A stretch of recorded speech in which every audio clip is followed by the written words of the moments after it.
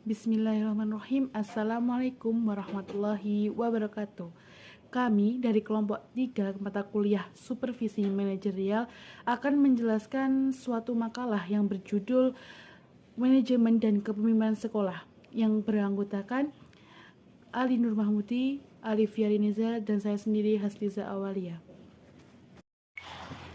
Selanjutnya saya Hasliza Awalia pertama-tama akan menjelaskan tentang manajemen dan kepemimpinan sekolah. Manajemen merupakan suatu optimalisasi sumber daya, pengelolaan, dan pengendalian. Dengan adanya optimalisasi ini akan berkenaan dengan pemberdayaan sekolah yang merupakan alternatif yang tepat untuk mewujudkan suatu sekolah yang mandiri dan memiliki keunggulan yang tinggi. Pemberdayaan ini dilakukan untuk memberikan kekuasaan secara lebih luas dalam memecahkan masalah yang ada di sekolah, yang mana perlu adanya perubahan kebijakan pada bidang manajemen pendidikan dengan prinsip memberikan kewenangan dalam mengelola dan mengambil keputusan sesuai dengan tuntutan dan kebutuhan sekolah. Selanjutnya, rencana dan merumuskan kebijakan. Rencana RPS atau biasa disebut dengan Rencana Pengembangan Sekolah merupakan suatu rangkaian rencana yang menggambarkan suatu adanya berbagai upaya sekolah dengan pihak lain yang berkaitan dengan upaya untuk mengatasi adanya berbagai persoalan yang ada, yang mana dengan adanya RPS ini akan memberikan suatu proses untuk menentukan suatu tindakan di masa sekarang dan masa yang akan datang dalam rangka untuk mewujudkan sekolah yang lebih berkualitas serta dapat mencapai suatu tujuan. Dalam penyusunan RPS ini melibatkan berbagai pihak, di antaranya yaitu warga sekolah, komite sekolah, stakeholder sekolah, dan lainnya, yang mana dalam penyusunan nanti akan dibuat tim khusus untuk penyusunan RPS ini. Selanjutnya saya akan menjelaskan tentang karakteristik dari manajemen berbasis sekolah. Terdapat 3 komponen dari manajemen berbasis sekolah. Yang pertama ada output yang diharapkan, yang kedua ada proses, dan yang ketiga ada input pendidikan. Yang pertama yaitu output yang diharapkan, yang biasanya ini berdasarkan pada prestasi sekolah berdasarkan hasil pembelajaran, yang mana output di sini terdapat ada 2, ada output akademik dan output non akademik, di mana yang akademik ini berupa suatu hasil perlombaan yang bertaraf ilmiah seperti karya tulis ilmiah dan lain sebagainya. Kalau non akademik yaitu berupa hasil dari ilmu sosial seperti kejujuran, kedisiplinan, dan lain sebagainya. Selanjutnya yaitu proses. Proses di sini meliputi proses belajar mengajar yang efektif, kepemimpinan yang kuat, lingkungan sekolah yang aman, nyaman, dan tertib, dan lain sebagainya. Yang ketiga yaitu input pendidikan, yaitu berupa kebijakan yang jelas, mempunyai sumber daya yang siap. Selanjutnya ada staf yang kompeten dan berdedikasi tinggi. Terima kasih. Sebelumnya, perkenalkan nama saya Alivia Riniza, NIM 206190003 akan menjelaskan materi kewenangan dan tanggung jawab sekolah. Sekolah sebagai salah satu institusi yang memberikan layanan dalam bidang pendidikan harus mengubah paradigma manajemen ke arah manajemen berbasis sekolah. Manajemen berbasis sekolah memberikan kewenangan yang lebih luas kepada sekolah dalam mengelola seluruh sumber daya yang ada di sekolah. Berikut dijabarkan kewenangan dan tanggung jawab sekolah tersebut. 1. Pengelolaan proses belajar mengajar. Proses belajar mengajar merupakan kegiatan utama sekolah. Sekolah diberi kebebasan memilih strategi, metode, dan teknik-teknik pembelajaran dan pengajaran yang efektif sesuai dengan karakteristik mata pelajaran, karakteristik siswa, karakteristik guru, dan kondisi nyata sumber daya yang tersedia di sekolah. Secara umum, strategi atau metode atau teknik pembelajaran dan pengajaran berpusat pada siswa atau student center. 2. Perencanaan dan evaluasi. Sekolah diberi kewenangan untuk menyusun rencana pengembangan sekolah atau RPS sesuai dengan kebutuhannya.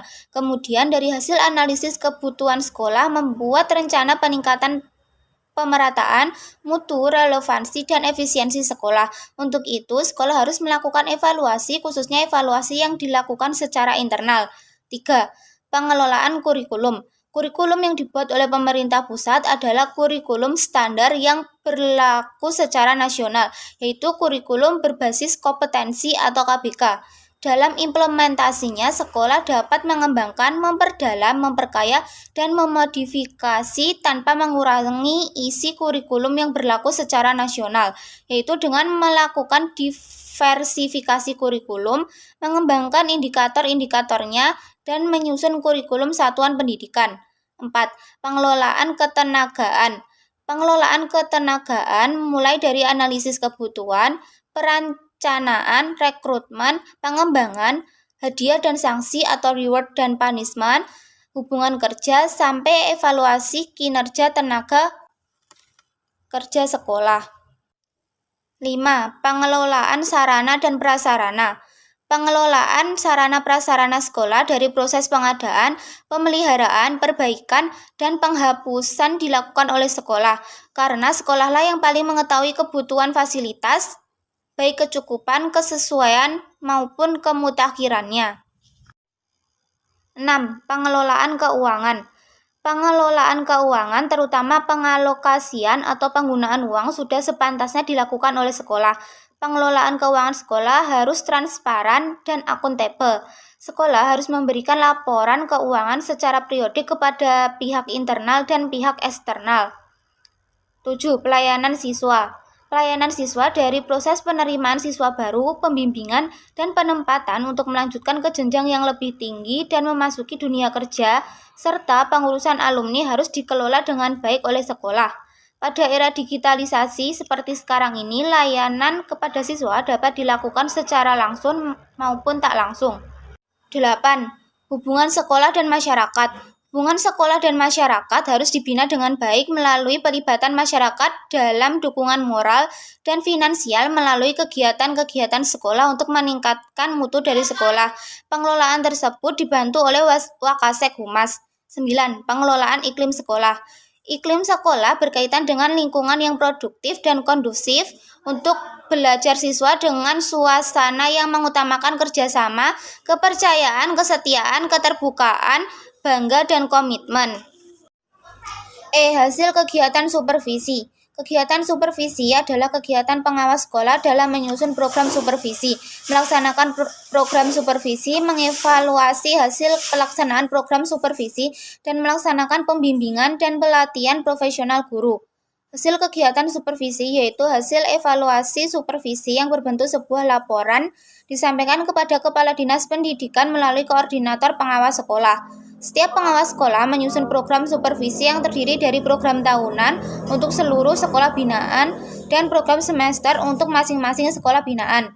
Selanjutnya, yang dilakukan dalam penyusunan program pengawasan kegiatan adalah menyusun dan memiliki program pengawasan tahunan sekolah binaan yang terdiri dari atas 6 aspek, yaitu identitas, pendahuluan, evaluasi hasil pelaksanaan program kegiatan pengawasan tahun sebelumnya, program tahunan pengawasan sekolah, program semester pengawasan sekolah, rencana pengawasan akademik atau RPA, dan rencana pengawasan manajerial atau RPM, penutup dan lampiran. F. Indikator keberhasilan. Indikator keberhasilan kepemimpinan dan manajemen sekolah yaitu 1. Menjabarkan dokumen 1 KTSP ke dalam analisis SK atau SD dan indikator kompetensi. 2. Melakukan analisis SK atau SD ke dalam kompetensi. 3. Mengembangkan silabus dan RPP berdasarkan analisis SK atau SD untuk memenuhi target masuk perguruan tinggi, kemampuan kompetisi akademik menuju juara olimpiade. 4. Mengembangkan silabus dan RPP yang meliputi indikator pencapaian kompetensi, ruang lingkup materi pelajaran yang sesuai, kegiatan pembelajaran, sumber belajar dan alat bantu pembelajaran, pemilihan metode pembelajaran, dan alat evaluasi. 5. Mengembangkan RPP dengan memanfaatkan dukungan bahasa Inggris dan TIK. 6. Melaksanakan proses pembelajaran sesuai dengan RPP. 7. Menganalisis hasil evaluasi. 8. Melakukan perbaikan rencana dan tindak lanjut. 9. Melaksanakan pembinaan dengan meningkatkan kompetensi kepala sekolah dan tenaga kependidikan dalam kompetensi kepribadian dan sosial, kepemimpinan pembelajaran, pengembangan sekolah, manajemen sumber daya, kewirausahaan, dan supervisi. 10. Menyusun rencana pemantauan dalam program tahunan kepengawasan dan menyusun laporan evaluasi pelaksanaan pemantauan 8 standar. 11. Penyusunan program penilaian kinerja guru dengan tugas tambahan sebagai kepala sekolah dalam program tahunan pengawas. 12. Melaksanakan evaluasi hasil pembimbingan dan pelatihan profesional kepala sekolah yang disusun dalam bentuk laporan hasil evaluasi pelaksanaan program pembimbingan dan pelatihan profesional guru dan kepala sekolah. Materi selanjutnya akan dijelaskan oleh rekan saya. Ya, saya akan melanjutkan poin G, yaitu strategi atau metode kerja dalam teknik supervisi. Strategi pelaksanaan yang tepat sangat dibutuhkan agar pelaksanaan supervisi akademik berjalan dengan efektif. Kegiatan supervisi akademik oleh kepala sekolah di samping harus menguasai konsep, juga dapat menguasai prinsip-prinsip, dimensi-dimensi, fungsi-fungsi, dan kompetensi rencana program supervisi akademik. Strategi lainnya bahwa seorang kepala sekolah harusnya menguasai prinsip-prinsip dalam mensupervisi, teknik-teknik supervisi untuk meningkatkan kompetensi kepala madrasah atau sekolah sebagai supervisor. Strategi perencanaan supervisi akademik kepala sekolah dapat dilaksanakan melalui implementasi dan pengembangan, yaitu yang pertama konsep supervisi akademik dan yang kedua perencanaan program supervisi akademik. Poin H. Tugas pokok dan fungsi supervisi akademik. Kepala sekolah memiliki berbagai tugas dan tanggung jawab dalam mengelola sekolahnya. Kepala sekolah bertugas dan bertanggung jawab mengembangkan mutu sekolah melalui pembinaan siswa, guru, dan anggota staf lainnya. Adapun tugas pokok dan fungsi kepala sekolah meliputi yang pertama yaitu merencanakan program, yang kedua melaksanakan rencana kerja, yang ketiga melakukan supervisi dan evaluasi, yang keempat melaksanakan kepemimpinan sekolah, yang kelima serta melaksanakan sistem informasi sekolah. Dan poin yang terakhir yaitu visi dan misi sekolah. Yang pertama, pengertian visi. Visi merupakan gambaran tentang masa depan atau futur yang realistik dan ingin mewujudkan dalam kurun waktu tertentu. Sedangkan misi merupakan tindakan atau upaya untuk mewujudkan visi, di mana misi merupakan penjabaran visi dalam bentuk rumusan tugas, kewajiban, dan rancangan tindakan yang dijadikan arahan untuk diwujudkannya visi yang sudah dirumuskan terlebih dahulu. Mungkin cukup sekian presentasi dari kelompok 3, ada kurang lebihnya kami mohon maaf. Wa akhiran, wassalamualaikum warahmatullahi wabarakatuh.